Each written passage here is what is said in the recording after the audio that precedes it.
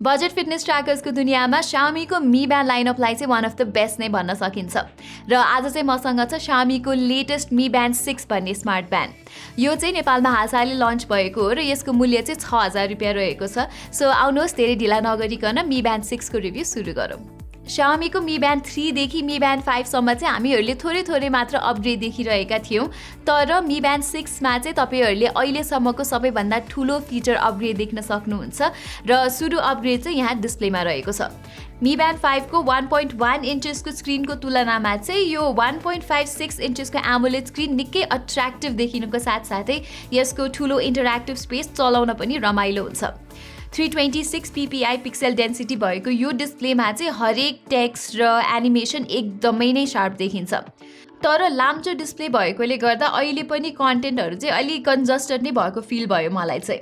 यो एस्पेक्टमा चाहिँ Huawei को Band 6 सँग कम्पेयर गर्ने हो भने चाहिँ Mi Band 6 को display looks a little unnatural. Anyways Mi Band 5 मा जस्तै Mi Band 6 मा पनि 450 निट्स को ब्राइटनेस भएको कारणले भिजिबिलिटीमा भने कुनै समस्या छैन। तपाईले यहाँ 5 वटा ब्राइटनेस लेभल्सबाट रोज्न सक्नुहुन्छ र मैले चाहिँ प्राय जसो 3 या 4 मा राखे भने रातिको समयमा चाहिँ त्यसलाई मैले 1 लेभलमा राख्ने गर्थे। अँध्यारोमा हेर्न गाह्रो नहुने गरी यो डिस्प्ले चाहिँ मजाले डिम पनि हुन सक्छ। एडिसनली एमोलेड प्यानल भएको हुनाले यहाँ उत्कृष्ट कलर्स र कन्ट्रास्ट लेभल्सहरु त हुने भइ नै हाल्यो। प्लस Mi Band 6 को होम स्क्रिनमा 6 वटा थप विजेट्स राख्न सकिन्छ।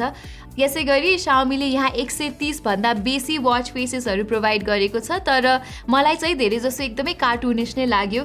तपाईलाई यदि बिल्ट इन अप्सन्सहरु चाहिँ मन परेन भने तपाईले थर्ड पार्टी सोर्सेसबाट Mi Band 6 को वाच फेसेसहरु कस्टमाइज गर्न सक्नुहुन्छ और यहाँ आफ्नो फोटोलाई पनि यसरी राख्न सक्नुहुन्छ।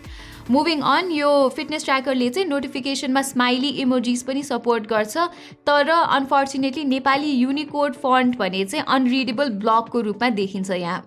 अनि अर्को एउटा कुरा चाहिँ यहाँ होम स्क्रिनबाट स्वाइप अप या स्वाइप डाउन गर्दाखेरि चाहिँ एउटै मेन्युलाई अपोजिट एन्ड्सबाट डिस्प्ले हुन्छ, जबकि क्विक सेटिङ्स अथवा अन्य कुनै हेल्पफुल सर्टकट भइदिएको भए चाहिँ झन् राम्रो हुन्थ्यो।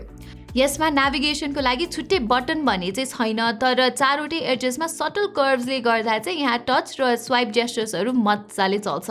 अब डिजाइनतिर लाग्नु पर्दाखेरि चाहिँ Xiaomiले लास्ट इयरको Mi Band 5 भन्दा यहाँ केही पनि चेन्ज गरेको छैन भन्दा फरकै पर्दैन। यी दुवै फिटनेस ट्र्याकरहरुको डाइमेन्सन र वेट अलमोस्ट सेम नै छ। यसकारण तपाईसँग अलरेडी Mi Band 5 को स्ट्र्याप छ भने चाहिँ त्यो यहाँ मजाले फिट हुन्छ।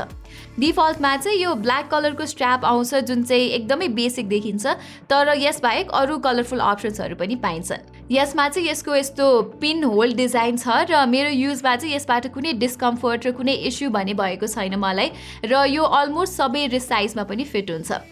त्यसैगरी Mi Band 5 चाहिँ 5 ATM वाटर रेजिस्टेन्ट पनि छ, सो पानीले भिज्दा बिग्रिने पनि डर हुँदैन।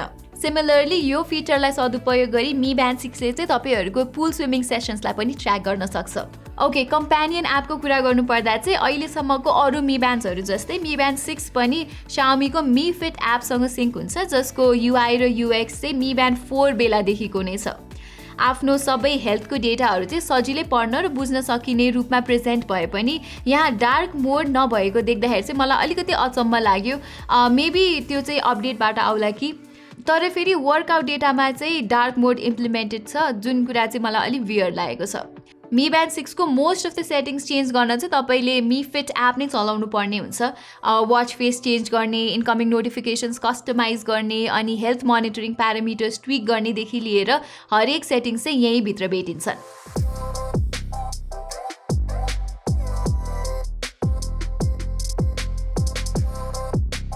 अब चाहिँ कुरा गरौँ Mi Band 6 को हेल्थ र फिटनेस ट्र्याकिङ फिचर्सहरुको बारेमा।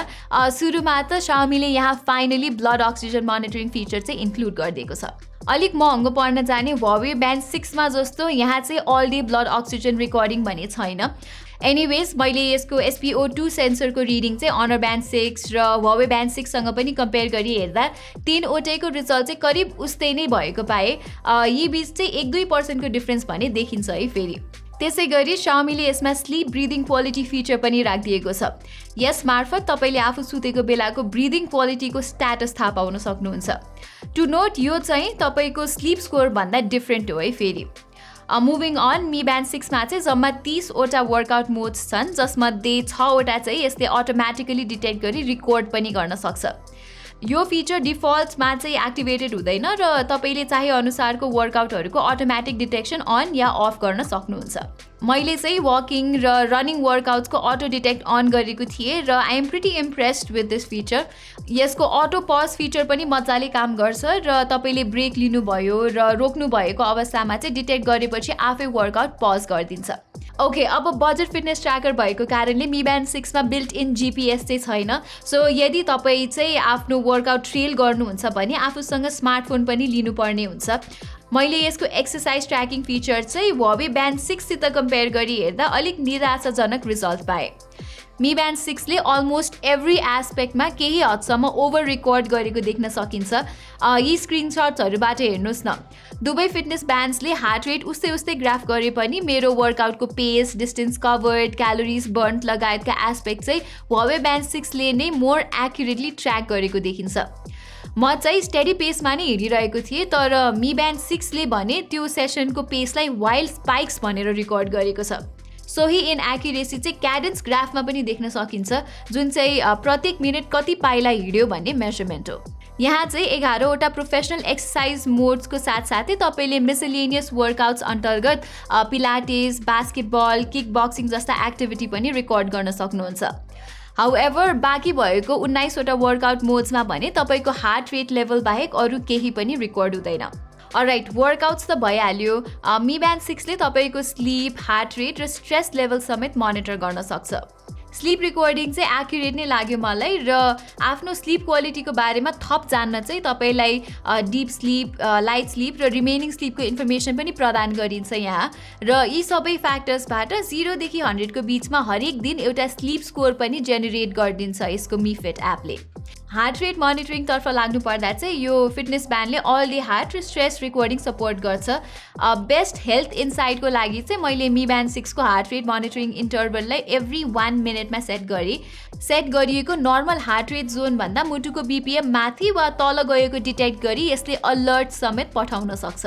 त्यसबाहेक यसभित्र भएको भाइब्रेसन मोटर पनि स्ट्रङ नै छ, जसले गर्दा तपाईँले कुनै पनि इन्कमिङ नोटिफिकेसन अथवा अलर्टहरू चाहिँ मिस गर्नुहुन्न। मुभिङ अन, Xiaomiले चाहिँ यहाँ पर्सनल एक्टिभिटी इन्टेलिजेन्स यानि कि पाई इन्डेक्स फिचर पनि राखिदिएको छ। यसबाट चाहिँ तपाईँको दैनिक हार्ट रेट इन्टेन्सिभ वर्कआउट्सको आधारमा एउटा स्कोर जेनेरेट गरिदिन्छ र तपाईँलाई सुइटेबल हुने गरी रिगरस एक्सर्साइज गर्न पनि मोटिभेट गर्छ। लास्टली, मी ब्यान्ड 6 को ब्याट्री लाइफको कुरा गर्नु पर्दाखेरि चाहिँ डिजाइनमा कुनै अपग्रेड नभएपछि Xiaomiले ब्याट्री लाइफतर्फ पनि कुनै अपग्रेड चाहिँ इन्ट्रोड्युस गरेको छैन। यसकारण मी ब्यान्ड 6 मा पनि 125 मिलिएम्प आवरकै ब्याट्री रहेको छ, जुन चाहिँ 14 दिनसम्म टिक्छ भनिएको छ। All day stress monitoring, sleep breathing quality र प्रत्येक 1 मिनटको अन्तरालमा हार्ट रेट मोनिटरिङ अन गर्दा मैले यहाँ एक्ज्याक्टली 1 हप्ताको ब्याट्री लाइफ पाएँ। यी सबै फ्याक्टर्सलाई कन्सिडर गर्ने हो भने चाहिँ मी ब्यान्ड 6 को ब्याट्री इन्ड्युरेन्स इम्प्रेसिभ नै छ भन्छु म। चार्जिङ तर्फ भने बक्सभित्र पाइने म्याग्नेटिक चार्जरले मी ब्यान्ड 6 लाई 0 देखि 100% सम्म लग्न 1 घण्टा र 43 मिनट जति लाग्छ। अब समग्रमा भन्नुपर्दा चाहिँ Xiaomiको यो Mi band 6 is a healthy upgrade, जसले चाहिँ ठुलो डिस्प्ले र SpO2 मोनिटरिङ जस्ता हाइलाइटिङ फिचर्सहरू ल्याएको छ। तर पर्सनली भन्नुपर्दा चाहिँ I am not a big fan of यस्तो लाम्चो खालको स्क्रिन र मलाई चाहिँ हुआवे ब्यान्ड 6 को डिजाइन नै बढी मनपर्छ। तर यदि तपाईँहरू चाहिँ बजेटमा एउटा डिसेन्ट फिटनेस ट्र्याकरको खोजीमा हुनुहुन्छ भने चाहिँ मी ब्यान्ड 6 एउटा गुड चोइस हो।